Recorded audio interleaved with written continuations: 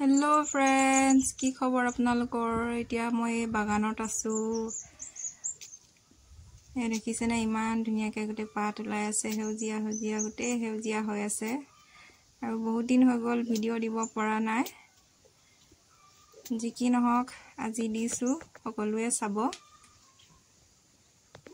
এ দেখিছেনে গটে হেউজিয়া হৈ আছে এটা সিঙিবলৈ আহিছো আমি পাত ইমান ধুনিয়া হেউজিয়া হৈ আছে দেখিছেনে গুতে মানে সিঙিব লাগিব ইয়া পুখুৰী আমি এডখতে এই মাছ হিচিছিলো বাগানৰ সাইডতে পুখুৰী আছে